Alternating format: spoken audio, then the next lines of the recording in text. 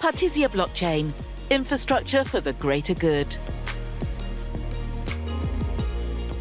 Bienvenue à Decrypt, la chronique qui décode et démystifie tout ce qui est lié au monde de la blockchain, de la cryptofinance et de la cybersécurité. Je suis très contente d'avoir avec nous aujourd'hui un merveilleux expert de la cybersécurité, M. Eric Sanger.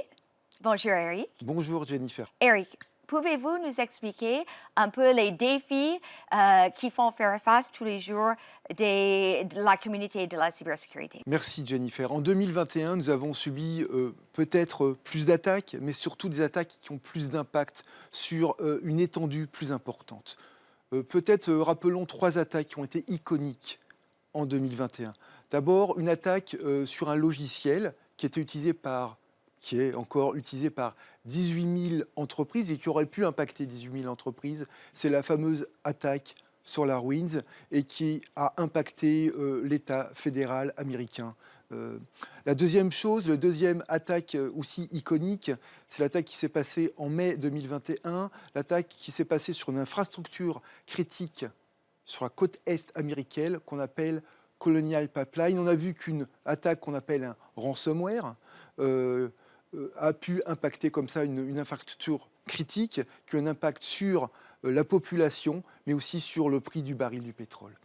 Et la troisième type d'attaque que nous sommes encore en train d'essuyer, c'est l'attaque qu'on appelle Log4j.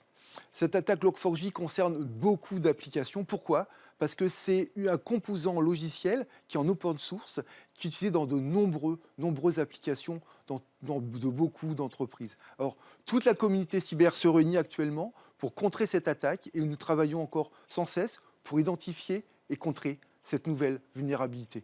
Donc l'attaque est sans cesse, nous protégeons sans cesse. Restons humbles par rapport à ces nouvelles attaques.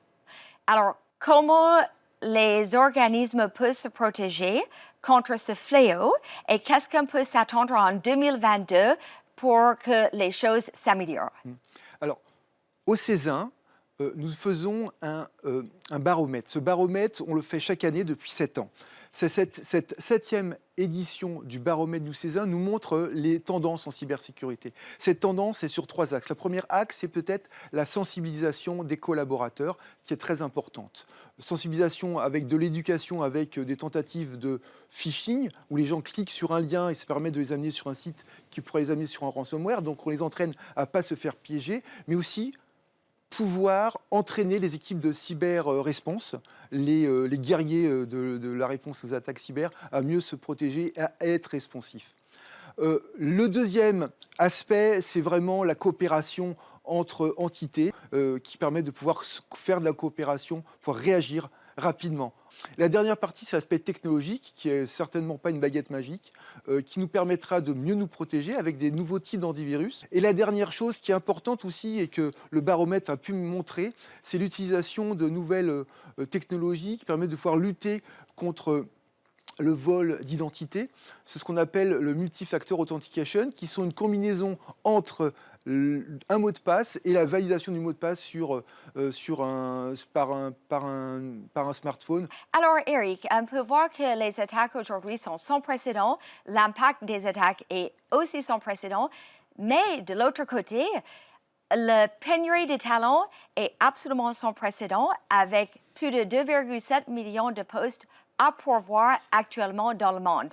Et ça concerne tous les pays. Qu'est-ce que vous pouvez nous dire pour inspirer les gens à nous rejoindre? Alors, merci Jennifer, parce qu'il faut vraiment avoir des nouveaux talents en cybersécurité. Ce n'est pas uniquement de la technologie, ce n'est pas être technophile, c'est pouvoir aimer plein de diversité et être multifacette. Être multifacette, c'est pouvoir être bien sûr un cyberguerrier et pouvoir réagir face à des incidents, pouvoir aussi être un architecte de la sécurité, pouvoir définir des nouvelles solutions, pouvoir communiquer, mais aussi communiquer au niveau des dirigeants. Et ça, c'est important, c'est le directeur cybersécurité qui le fait. Il faut qu'on aille dans les écoles, il faut qu'on parle de la cybersécurité. Et il faut qu'on dise que demain, les élèves, les petits-enfants ne veulent pas être uniquement pompiers ou maîtresses, ils voudraient être aussi cyber-guerriers. Et c'est ce que j'attends et c'est ce qu'on va essayer de faire. Rejoignez-nous la prochaine fois pour le sujet du blockchain. Merci beaucoup. Partisia Blockchain, infrastructure for the greater good.